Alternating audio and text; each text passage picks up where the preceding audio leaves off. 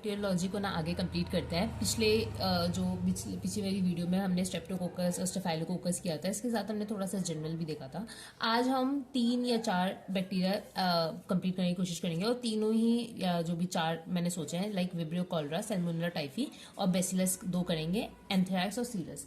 तो इनमें ये तीनों ही बहुत ज़्यादा ही इंपॉर्टेंट होते हैं और बहुत ज़्यादा ईजी है, मोस्ट इंपॉर्टेंटली कि इनको बस एक बार पढ़ने के बाद भी बहुत अच्छे से समझ आ जाता है। और मैंने ऐसे लाइक हमारे एग्जाम्स में ये यूजुअली बहुत ज़्यादा पूछा जाता है, ठीक है, क्योंकि ये जो डिजीज़ जो ये कॉज करते हैं ये बहुत कॉमन है, ठीक है। तो हम इसलिए ये पढ़ने वाले हैं आज विब्रियो कॉलरा और सैल्मोनेला टाइफी। तो मेनली आज हमारा टारगेट होगा कंप्लीट करने का, ठीक है। तो सबसे पहले स्टार्ट करते हैं विब्रियो कॉलरा से। तो विब्रियो कॉलरा एक ग्राम नेगेटिव रॉड शेप्ड होता है और अगर मोर प्रिसाइज कॉमा शेप्ड होता है, ठीक है। आप और वैसे मैं जैसे कभी कभार तो कुछ अगर मैं फोटो ऐसे दिखा पाती हूँ तो मैं साइड में लगा दूंगी, लेकिन अगर ना देखो ना तो आप जितना ज़्यादा आपका ये आप जो नॉलेज है ना वो उसको पिक्टोग्राफिक वे में देखोगे, या मतलब जैसे अगर विब्रियो कॉलरा आपने पढ़ लिया उसके बाद आप जैसे उसका जो डायग्राम है या जो मतलब वो कैसे दिखते हैं वो अगर आप माइक्रोस्कोपिकली गूगल पे चेक कर लोगे तो और ज़्यादा लॉन्ग लास्टिंग मेमोरी बनती है। तो इसलिए आप इसका एक बार देख लेना कि कॉमा शेप इसको कैसे मतलब ये दिखते हैं असलियत में, ठीक है। तो ये हुआ। इसके अलावा ये मोटाइल होता है क्योंकि इनमें फ्लैजिला होता है, वो मोनोट्राइकस फ्लैजिला, मतलब एक ही फ्लैजिला होगा इनका, ठीक है। इसके अलावा इसमें बहुत सारे टेस्ट होते हैं, बायोकेमिकल रिएक्शंस होते हैं, ठीक है। तो कौन से बायोकेमिकल टेस्ट पॉजिटिव देता है, तो कैटलेस पॉजिटिव होता है, ऑक्सीडेज पॉजिटिव होता है, इंडोल पॉजिटिव होता है, नाइट्रेट पॉजिटिव होता है और सुक्रोज लाइस टेस्ट पॉजिटिव होता है। इसके अलावा ये नॉन लैक्टोज फर्मेंटर्स होते हैं, ठीक है। नॉन लैक्टोज फर्मेंटर्स का मतलब कि आपको पता होगा लैक्टोज फर्मेंटर्स जो होते हैं वो पिंक कॉलोनीज देते हैं और नॉन लैक्टोज फर्मेंटर्स जो होते हैं पेल कॉलोनीज देते हैं, ठीक है। तो ये बात होगी। अब इनकी मोटिलिटी हमने पढ़ी कि मोटाइल होता है, तो इनकी मोटिलिटी में ना बहुत पेक्यूलर टाइप की होती है, डार्टिंग और शूटिंग स्टार मोटिलिटी होती है इनकी, ठीक है।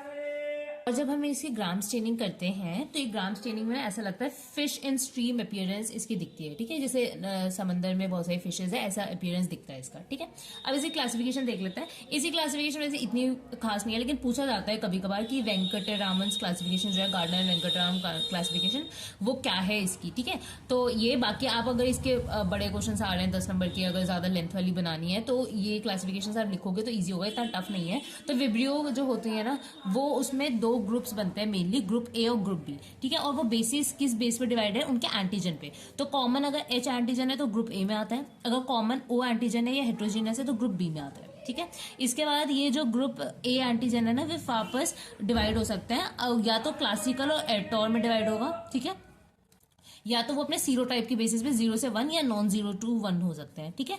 इसके अलावा जो क्लासिकल और एल्टोर है ना मिला के इनके 3 टाइप्स होते हैं, अगावा, इनाबा और हिकोजिमा, ठीक है। इनके पास नाम याद हो गए तो इनफ होगा, ज्यादा कुछ करने की जरूरत नहीं है, ठीक है। इसके अलावा ये है बेस्ड ऑन बायोटाइप्स और ये है बेस्ड ऑन सीरो ग्रुप्स, ठीक है। तो ये सीरो ग्रुपिंग है तो इसमें हमने ऐसे इसको नाम दिए, और जब हम बायोटाइप के बेसिस पे क्लासीफाई करते हैं ग्रुप ए वालों को तो वो उसमें नाम होता है ओगावा, इनाबा और हिकोजिमा, ठीक है। उसके बाद इसकी एक और क्लासिफिकेशन दी गई थी 1934 में हाइबर्ग से, जिसने इसको 6 ग्रुप में डिवाइड किया था बेस्ड ऑन फर्मेंटेशन ऑफ कि कौन फर्मेंट कर रहा है मैनोज को, कौन सुक्रोज को कर रहा है, कौन एल्बिनोज को कर रहा है, ऐसे करके उन्होंने 6 ग्रुप्स दिए थे, ठीक है। अब देख लेते हैं इसका कल्चर मीडिया। इसका कल्चर मीडिया ना इंपॉर्टेंट है क्योंकि ना इसके कल्चर मीडिया ना ऐसे बिल्कुल नेम्ड है, ठीक है। और जैसे किसी में कोई साइंटिस्ट आके नेम दे दिया तो वो इंपॉर्टेंट हो जाता है। तो इसकी जो ट्रांसपोर्ट मीडिया है वो देखो कौन से है, इसको याद करने के लिए हम केव वाली टेक्निक लगा सकते हैं। ई से कुछ नहीं है पर केव याद कर लो। सी से कैरी ब्लेयर मीडिया, ए से ऑटोक्लेव्ड सी वाटर, वी से वेंकटरामन रामाकृष्णन मीडिया, ठीक है। तो ये इसके 3 ट्रांसपोर्ट मीडियाज होते हैं। इसके बाद है एनरिचमेंट मीडिया। एनरिचमेंट मीडिया होता है कि जो लिक्विड मीडियाज होते हैं, ठीक है। तो जैसे इसमें होता है alkaline phosphatase peptone water, alkaline peptone water होता है इसका एक। इसके अलावा एक होता है मानसोर्स टोरोकोलेट टेलराइट पेप्टोन वाटर, ठीक है। तो ये भी इसका एक एनरिचमेंट मीडिया है। इसके अलावा सिलेक्टिव मीडिया में 2 आता है, बाइल सॉल्ट अगार और ये थायोसल्फेट सिट्रेट बाइल सुक्रोज अगार। इसमें से कोई एक भी याद होगा तो इनफ होगा, ठीक है। इसके अलावा पैथोजन, अब ये मेन चीज है कि कैसे ये जो कॉलरा जो हम बैक्टीरिया देख रहे हैं वो कैसे हम लोगों में पैथोजेनिसिटी करता है। तो बेसिकली क्या होता है ना, जो कॉलरा बैक्टीरिया होता है उसके अंदर टॉक्सिन्स होते हैं और वो टॉक्सिन हम देखेंगे इसका एक मेजर टॉक्सिन होता है, एक माइनर टॉक्सिन्स भी होते हैं। बाकी ये group negative gram negative bacteria है तो इसमें एलपीएस तो होगा ही, एंडोटॉक्सिन तो होगा ही, ठीक है।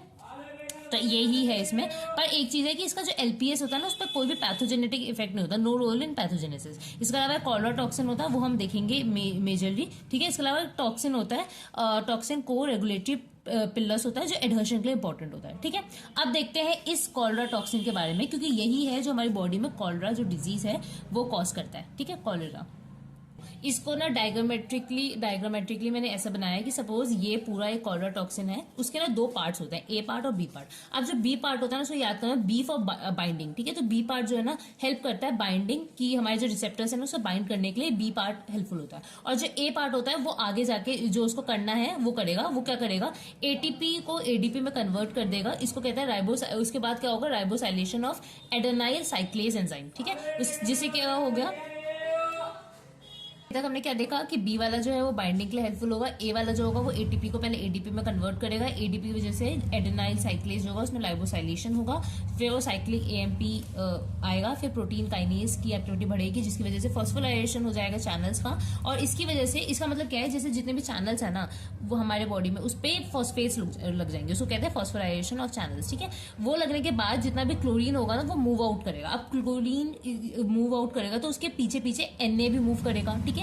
अब एनए मूव कर रहा है तो NaCl मतलब एक तरीके से सॉल्ट जो है बाहर मूव कर रहा है। ठीक है, जिसकी वजह से जो वाटर है वो भी मूव आउट कर जाएगा, जिसकी वजह से अब देखो हमने क्लोरीन को बस भगाया अंदर से, पर सोडियम और वाटर उसको फॉलो करते करते वो भी बाहर चले जाएंगे। जिसकी वजह से क्या हो रहा है कि जैसे अगर ये ल्यूमन है हमारे इंटेस्टाइन का और यहाँ पे हमारे सेल्स है, तो इससे हमने क्या किया, क्लोरीन को बाहर फेंका कि क्लोरीन बाहर जाए, है ना, क्लोरीन मूव आउट, जिसकी वजह से सोडियम भी बाहर गए और वाटर भी बाहर गए। तो अब जो हमारा ल्यूमन है उसमें बहुत ज्यादा वाटर की क्वांटिटी हो गई है, तो जो अब स्टूल्स बनेंगे वो स्टूल में भी बहुत ज्यादा वाटर क्वांटिटी होगी, दैट इज कॉलरा। ठीक है, तो इसलिए राइस वाटर लाइक स्टूल्स हो जाते हैं। ठीक है, तो ये चीज। इसके अलावा बहुत सारे माइनर टॉक्सिन्स भी होते हैं, जैसे जो क्या करते हैं, इंक्रीज कर देते हैं सिक्रीशन इन ल्यूमन, और इसकी वजह से इंक्रीज हो जाती है इंटेस्टाइन की मोटिलिटी की। अभी जो है ना जो मोटिलिटी है इंटेस्टाइन की वो बहुत ज्यादा बढ़ जाएगी, तो कुछ भी एब्जॉर्प्शन का टाइम नहीं मिलेगा, तो जितना भी वाटरी कंटेंट होगा वही बाहर आ जाएगा। ठीक है, तो दैट इज द काम, मतलब वही काम है माइनर टॉक्सिन का। ठीक है, इसके अलावा ये जो है ना बहुत सारे बायोफिल्म्स को भी प्रोड्यूस करता है,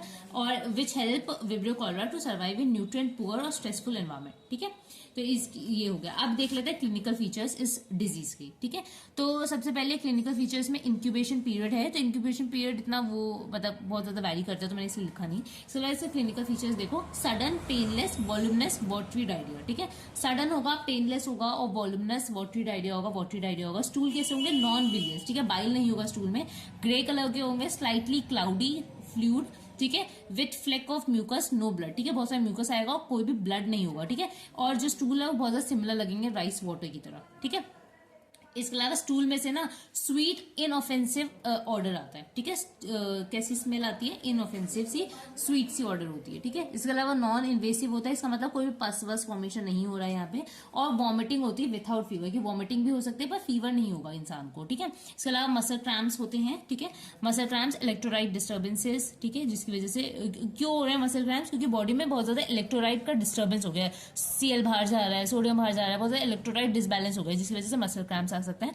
पॉस्टुलर हाइपोटेंशन होगा। ठीक है, बीपी डिक्रीज हो जाएगा, मतलब जैसे ही खड़ा होगा उसको चक्कर आने लग जाएंगे, उसका बीपी गिर जाएगा। ठीक है, इस टाइप से टेकिकार्डिया हो सकता है उसको। इसके अलावा वीकनेस, डिक्रीज स्किन टर्गर, ये सब उसको होगा। ठीक है, इलास्टिसिटी स्किन में लूज हो जाएगी, वीकनेस ज्यादा फील होगा, ये सब होता है उसको। ठीक है, अब इस डिजीज के रिस्क फैक्टर्स क्या है, तो इसके डिजीज के रिस्क फैक्टर है गैस्ट्रेक्टोमी। अगर किसी ने गैस्ट्रेक्टोमी करवा रखी है तो ये डिजीज होने की ज्यादा रिस्क फैक्टर्स है। इसके अलावा एंटासिड्स वो बहुत ज्यादा खाता है, और ओ ब्लड ग्रुप, अगर किसी का ओ ब्लड ग्रुप है तो उसको भी बहुत ज्यादा टेंडेंसी है कॉलरा होने की। ठीक है, इसके अलावा बायोकेमिकल पैरामीटर्स क्या क्या होता है कि माइल्ड न्यूट्रोफिलिक ल्यूकोसाइटोसिस होता है, इंक्रीज ब्लड यूरिया, नाइट्रोजन और क्रिएटिनिन लेवल होता है, और लो हो जाता है पीएच। ठीक है, अच्छा इसकी वैक्सीन भी दी जाती है, 3 टाइप की वैक्सीन होता है। पैरानेचुरल वैक्सीन, एफिकेसी जो होती है 3 टाइप की नहीं, मतलब 1 टाइप की होती है, और एक ओरल वैक्सीन भी होती है, जैसे यहाँ लिखा गया है। ठीक है, तो सबसे पहले क्या है, पैरानेटल वैक्सीन होती है, जो कि जिसकी एफिकेसी जो होती है वो 3 से 6 महीने के लिए होती है, और इसमें लेकिन ये चीज है कि इसमें ना कोई प्रोटेक्शन उगावा और इनाबा के लिए नहीं होती। ठीक है, तो ये है पैरानेटल वैक्सीन के बारे में। इसके अलावा ओरल वैक्सीन होती है, जिसमें killed oral whole cell vaccine भी हो सकती है और लाइव ओरल वैक्सीन भी हो सकती है। ठीक है, तो ये है हमारा विब्रियो कॉलरा के बारे में। हमने देखा कि क्या थी इसकी मॉर्फोलॉजी, क्या थे इसके बायोकेमिकल टेस्ट, क्या थी पैथोजेनिसिटी, और क्या और भी हमने बहुत सी चीजें, क्या रिस्क फैक्टर है, क्या है, कैसे डिजीज होती है, सब कुछ हमने देखा। क्या है इसका टॉक्सिन का, कैसे टॉक्सिन काम करते हैं, सारी चीजें हमने इसको अच्छे से देख ली। तो हमारा इसी के साथ विब्रियो कॉलरा कंप्लीट हुआ। अब हम स्टार्ट करते हैं सैल्मोनेला टाइफी से। ठीक है, सैल्मोनेला टाइफी स्टार्ट करने से पहले ना मैं थोड़ा सा एंटेरोबैक्टीरियसी के बारे में बताती हूँ, क्योंकि इसी के अंदर बहुत सारे ट्राइब्स होते हैं, इस्चेरिया ट्राइब, क्लेप्सिला ट्राइब, प्रोटिए ट्राइब और एल्विने ट्राइब। इसी के अंदर जैसे हमारा जो इस्चेरिया ट्राइब 1 है उसी के अंदर बहुत सारे जीनस आते हैं, उसमें से एक है हमारा सैल्मोनेला। इसी के अंदर हमें इस्चेरिया कोलाई भी आते हैं, इसी के अंदर हमारे शिगेला, अगर आपने नाम सुना होगा, ये भी आता है। ठीक है, हम शिगेरा, इकोलाई ये सब पढ़ेंगे, आज हम सैल्मोनेला कर रहे हैं। ठीक है, जैसे अब क्लेप्सिला है, इस ट्राइब में क्लेप्सिला आते हैं, एंटेरोबैक्टर्स आते हैं। ठीक है, ये दो ज्यादा मेन है जो सुने होंगे आपने। इसके अलावा प्रोटीए ग्रुप में प्रोटीएज आपने सुना होगा, मॉर्गेनेला सुना होगा, तो ये दो आते हैं। और ये वाला ट्राइब इतना ज्यादा इंपॉर्टेंट है नहीं, इसमें एल्विनिया आता है। ठीक है, तो आज हम इसमें सैल्मोनेला ट्राइब वाला करने वाले हैं, सैल्मोनेला जीनस करेंगे। ठीक है, तो अब देख लेते हैं इसके फीचर्स। अब मैंने पता ये यहाँ पे ये चीज आपको इसलिए बताई क्योंकि अभी ना हम इन सब के कॉमन फीचर्स देख रहे हैं, क्योंकि हम एंटेरोबैक्टीरियसी जो है ना इसका फीचर देखेंगे। तो जो मैं अभी आगे आपको बताऊंगी वो आप सब में लिख सकते हो, चाहे आपको इस्चेरिया कोलाई आए, सैल्मोनेला आए या शिगेला आए, क्लेप्सिला आए, तो आप सब में ये पहले फीचर लिख सकते हो। ठीक है, तो क्या है फीचर्स है, they are non sporing, spores नहीं बनाते, ग्राम नेगेटिव बेसिलाइज होते हैं ये। ठीक है, और they are non acid fast. ठीक है, इसके अलावा कैटालेज पॉजिटिव होता है पर ऑक्सीडेज नेगेटिव होता है, और ये एरोबिक या फेक्युलेटिव एनारोबिक हो सकता है। ठीक है, इसके अलावा एक और फीचर है कि ये जो है ना इन सारों को हम या तो लैक्टोज फर्मेंटर या तो नॉन लैक्टोज फर्मेंटर में डिवाइड कर सकते हैं। अब लैक्टोज फर्मेंटर कौन होता है कि ऐसे जो क्या करेंगे, लैक्टोज को फर्मेंट कर देते हैं और वो फर्मेंट करने के बाद ना वो कैरेक्टरिस्टिक पिंक कॉलोनीज बनाते हैं, तो उनको कहते हैं लैक्टोज फर्मेंटर्स। इसमें कौन से आते हैं, इस्चेरिया, क्लेप्सिला ये सब आएंगे मेनली। ठीक है, इनको कॉलीफॉर्म बेसिलाई भी कहते हैं। इसके अलावा नॉन लैक्टोज फर्मेंटर्स कौन से होते हैं, सैल्मोनेला, शिगेला। ठीक है, आज हम सैल्मोनेला कर रहे हैं, शिगेला। ठीक है, और प्रोटीएज ये सब होते हैं जो कि नॉन लैक्टोज फर्मेंटर होता है, और ये मेजर इंटेस्टाइनल पैथोजेंस होते हैं जो कि पेल कॉलोनीज देते हैं। ठीक है, तो ये हो गया। अब हम स्टार्ट करते हैं सैल्मोनेला से। ठीक है, तो सैल्मोनेला की पहले तो हिस्ट्री समझो, क्योंकि सैल्मोनेला को ना जब डिस्कवर किया वो इबत और एक और कोई साइंटिस्ट थे, इबत और गैफ्की करके थे शायद, हाँ यहाँ पे लिखा है, उन्होंने मिलके किया, इसलिए इस सैल्मोनेला टाइफी को ना इबत, गैफ्की, बेसिलाई भी कहते हैं। ठीक है, तो टाइफाइड बेसिला जो है वो फर्स्ट ऑब्जर्व हुआ था बाय इबत। ठीक है, in 1880 in the mesenteric nodes of spleen of fatal cases of typhoid fever. ठीक है, विच वॉज देन आइसोलेटेड, और इस बेसिलाई को आइसोलेट किसने किया था, गैफ्की ने 1884 में, इसलिए इसको इबत गैफ्की बेसिलस भी कहा जाता है, या एबेथेला टाइफी भी कहते हैं। ठीक है, अब ये सैल्मोनेला जो है होते हैं ना उसके 2000 सीरोलॉजिकल टाइप्स होते हैं। ठीक है, या तो सैल्मोनेला टाइफी टाइफॉइडल हो सकता है या नॉन टाइफॉइडल। टाइफॉइडल मतलब वो टाइफॉइड कॉज करेगा, नॉन टाइफॉइडल कि वो कुछ और डिजीज कॉज करेगा, जैसे सेप्टिसीमिया कर सकता है, गैस्ट्रोएंटेराइटिस कर सकता है, या कोई और लोकलाइज इन्फेक्शन कर सकता है। ठीक है, तो टाइफॉइडल में वो एंटेरिक फीवर करता है। ठीक है, इसमें कौन से आते हैं एग्जाम्पल, सैल्मोनेला टाइफी और सैल्मोनेला पैराटाइफी। इसके अलावा नॉन टाइफॉइडल, इनके अलावा जो भी है वो नॉन टाइफॉइडल में आता है, जो कि क्या कॉज करते हैं, गैस्ट्रोएंटेराइटिस, सेप्टिसीमिया या अदर लोकलाइज इन्फेक्शन, वो जीआईटी में कॉज करते हैं, वो आते हैं इस नॉन टाइफॉइडल कैटेगरी में। ठीक है, अब सैल्मोनेला की मॉर्फोलॉजी देखते हैं, तो ये इतना कुछ खास नहीं है, बस मैंने ना डायग्राम बना दिया कि आपको और अच्छे से याद हुए। ठीक है, तो पहले तो इसका डायमेंशंस मतलब इतना इंपॉर्टेंट नहीं है, पर ठीक है फिर भी देख लो, 1 से 3 मिलीमीटर का होता है, और यहाँ पे 0.5 मिलीमीटर का इसका क्या होगा, ब्रेथ होगा। ठीक है, ये ग्राम नेगेटिव बेसिला है। ठीक है, एरोबिक या फेक्युलेटिव एनारोब्स हैं ये। ठीक है, इसके अलावा इनमें कोई कैप्सूल्स नहीं होगा, कोई स्पोर फॉर्मेशन नहीं होगा, और मे पोजेस फिम्ब्रिया, ये फिम्ब्रिया भी पोजेस कर सकते हैं। इसके अलावा आप देख सकते हो पूरे में इसके फ्लैजिला है।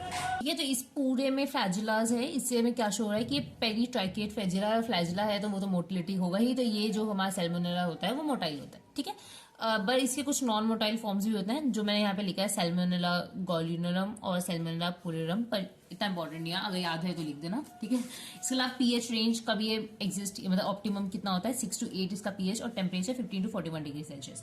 अब इसके culture media, culture media is the most important thing, किसी भी बेसिलस का पढ़ो तो 3-4 चीजें, मॉर्फोलॉजी और जो बेसिक होता है वो तो चलो फिर भी इंसान लिख देता है, पर कल्चर मीडियाज और एंटीजेनिक स्ट्रक्चर्स या कुछ क्लासिफिकेशन है या उसका पैथोजेनिसिटी क्या, ये मेन है किसी भी ऑर्गेनिज्म का क्लासिफाई करने के लिए, किसी भी ऑर्गेनिज्म को अच्छे से स्टडी करने के लिए। ठीक है, तो कल्चर मीडियाज देख लो, मैककॉन्कीज अगार होता है। ठीक है, डिऑक्सीकोलेट सिट्रेट अगार।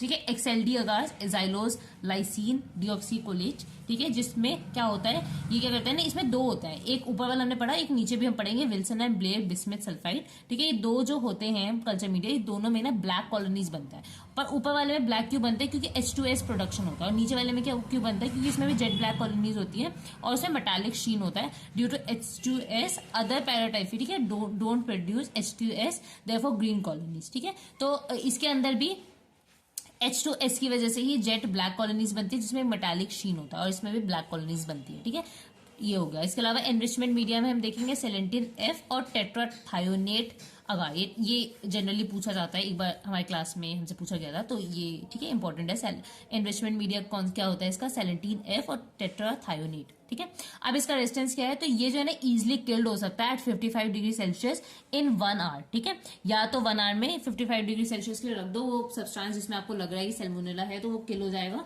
नहीं तो 60 डिग्री सेल्सियस के लिए 15 मिनट्स में। ठीक है, और ये बॉइलिंग, क्लोरिनेशन, पैस्चुरेशन, ये सब किसी से भी ये किल हो सकता है बैक्टीरिया। इसके अलावा it is killed with in 5 minutes bye mercury chloride, 5 minute के अंदर अंदर मर्क्यूरी क्लोराइड डालोगे तो उससे ये किल हो जाएगा। ठीक है, अब इसकी classification based on DNA hybridization क्या होता है, तो ये इतना इसमें क्या होता है ना कि 2 स्पीशीज होती है, स्पेशीज एंटेरिका और स्पीशीज बोंगोडी। ठीक है, स्पीशीज एंटेरिका में 6 सब स्पीशीज आती है, स्पीशीज बोंगोडी होती है।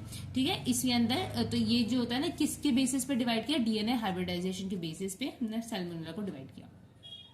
ठीक है, इसके अलावा हम सैल्मोनेला में ना एंटीजेनिक स्ट्रक्चर्स होता है, एंटीजन प्रेजेंट होता है। अब एंटीजन है 3 जगह प्रेजेंट होता है, इसके फ्लैजुला में सोमैटिक एंटीजन होता है और एक सरफेस एंटीजन होता है, जिसकी वजह से इसको पैथोजेनिसिटी भी आती है। ठीक है, तो अब वो देखते हैं हम कि वो कैसे होता है, वो क्या उसका क्या स्ट्रक्चर्स है सैल्मोनेला में। ठीक है, तो एंटीजेनिक क्लासिफिकेशन जो थी वो कैटमान वाइट स्कीम, ठीक है, based on O antigen type 2 और इतने ज्यादा सीरोटाइप्स बने थे इसके। अब एंटीजेनिक स्ट्रक्चर सैल्मोनेला इसमें 3 आते हैं, flagellar antigen, somatic antigen O और सरफेस एंटीजन V1। ठीक है, फ्लैजुलर एंटीजन H है, H से याद कर सकते हो, ये हीट लेबाइल होता है और अल्कोहल ऑल्सो। ठीक है, even heat labile also and heat alcohol also. ठीक है, लेबाइल होता है, डिस्ट्रॉय बाय बॉइलिंग और बाय ट्रीटमेंट विद अल्कोहल। ठीक है, और इसको अब हम एंटीसीरा H के साथ मिक्स करेंगे तो सस्पेंशन और एग्लूटिनेट हो जाएगा और वो कैसा बनेगा, produce large loose fluffy clumps. ठीक है, और ये जो होता है ना बहुत ज्यादा स्ट्रांगली इम्यूनोजेनिक होता है, इसलिए ये जैसे ही आता है वो इंड्यूस कर सकता है एंटीबॉडी फॉर्मेशन। लेकिन एक और चीज है कि ये जो होते हैं फ्लैजुलर एंटीजन H वो लेट टू कम होते हैं और लेट टू लीव होते हैं। मतलब ये जो है ना मतलब हाईएस्ट एंटीजेनिसिटी तो है ये इस फ्लैजुलर एंटीजन H की, लेकिन ये बॉडी में लेट कोई भी अपनी एक्शन लाते हैं और लेट ही जाते हैं। ठीक है, इसके बाद है सोमैटिक एंटीजन O। ठीक है, ये क्या है, it is a PL protein polysaccharide. ठीक है, complex which forms an integral part of cell wall. ठीक है, इसके अलावा आइडेंटिकल 2 एंडोटॉक्सिन्स होते हैं ये। ठीक है, और ये नॉन हीट और नॉन अल्कोहल लिबाइल होता है। इस जैसे हमने एंटीसीरा H मिक्स किया था एंटीजन H में तो हमें एग्लूटिनेशन दिख रहा था, वैसे ही हम यहाँ पे एंटीसीरा O मिक्स करेंगे तो हमें एग्लूटिनेशन दिखेगा। वो एग्लूटिनेशन कैसा दिखेगा, हमें चौकी ग्रैनुलर क्लम्स दिखेंगे। ठीक है, तो ये दिखेगा और इसमें क्या है, not a single factor but a mosaic of 2 to 3 वो। ठीक है, इसके अंदर बहुत सारे एंटीजेनिक प्रॉपर्टी होती है, एक सिंगल नहीं होता। ठीक है, ऐसा बोला गया इन्होंने। ठीक है, इसके बाद देखो surface antigen V1। Surface antigen V1 का ना कोई ऐसा विलरेंट फैक्टर नहीं होता, मतलब वो कुछ ऐसा डिजीज कॉज करने के लिए नहीं होता, वो एनवेलप की तरह होता है जो प्रोटेक्ट करता है। ठीक है, तो यही लिखा है पॉलीसेक्राइड होता है, ये एनवेलप करता है ओ एंटीजन को, therefore in some O antigen not agglutination. ठीक है, इसलिए कभी कभार नॉट एग्लूटिनेशन नहीं भी देता। ठीक है, ये भी हीट लेबाइल होता है बट अल्कोहल स्टेबल होते हैं, ये पुअरली इम्यूनोजेनिक है। ठीक है, मैंने जैसे बताया ये इम्यूनिटी पे ऐसा कुछ इफेक्ट नहीं करते, इसका मेन काम क्या होता है, tend to be lost on severe subculture, act as a virulent factor. ये बस क्या करेंगे, ये ज्यादा से ज्यादा क्या कर सकते हैं, ये जो हमारा सैल्मोनेला है उसको फैगोसाइटोसिस बचाएगा या कॉम्प्लीमेंट सिस्टम को एक्टिवेट करेगा या बैक्टीरिया लाइसिस जो होगा उससे प्रिवेंट करेगा कि बैक्टीरिया को हमारी बॉडी खाना ले, मतलब वही, तो ये उसमें हेल्प करेगा। बाकी इसका और कोई डायरेक्ट पैथोजेनेटिक इफेक्ट नहीं होता। ठीक है, और ये जो होता है सरफेस एंटीजन V1 वो और सैल्मोनेला से प्रेजेंट भी नहीं होता। ठीक है, ये चीज होगी। जैसे यहाँ मैंने एक लिखा है एंटीजन H हाईएस्ट एंटीजेनिसिटी होती है और एंटीजन V1 लोएस्ट एंटीजेनिसिटी होती है। ठीक है, इसके अलावा अगर किसी की बॉडी में O और H एंटीबॉडीज दोनों मिल रही है, इसका मतलब रीसेंट इन्फेक्शन है। ठीक है, और अगर उसकी बॉडी में सिर्फ H एंटीबॉडी मिल रही है, इसका मतलब रिमोट इन्फेक्शन है। क्यों, क्योंकि H वाला मैं जैसे बताया late to come late to leave है, तो ये बहुत देर तक हमारे बॉडी में रहा है, उसके अलावा कोई भी एंटीजन नहीं प्रेजेंट है, तो इसे हम समझ सकते हैं ना कि सिर्फ H प्रेजेंट है तो हो सकता है इसको इन्फेक्शन हुआ था, लेकिन बहुत पुराना इन्फेक्शन है। अगर न्यू होता है या वीकली होता तो इसका मतलब और भी एंटीबॉडीज प्रेजेंट होने चाहिए थे, पर वो नहीं प्रेजेंट है। इससे हमें ये समझ आ रहा है कि इसमें H एंटीबॉडी प्रेजेंट है और इसका मतलब कि इसके अंदर ये लेट इन्फेक्शन है, मतलब बहुत पहले कभी हुआ होगा, रिमोट इन्फेक्शन है। ठीक है, अब हम देखते हैं इसका मेन पैथोजेनेसिस। ठीक है, तो सबसे पहले ये जो है ना सैल्मोनेला वो स्ट्रिक्टली ह्यूमन डिजीज है। ठीक है, जो हम टाइफाइड पढ़ेंगे वो ह्यूमन डिजीज है, और इसमें कुछ ना ऐसे मैंने दे रखा है शिगेरा के 10 to 100 होता है। ठीक है, इतना अगर आ गया, फिर सैल्मोनेला के 10⁻³ और 10⁻⁶ इतना आना चाहिए हमारी बॉडी में, तब हमें होगा इन्फेक्शन। और विब्रियो में 10⁻⁶ से लेकर 10⁸ होता है। ठीक है,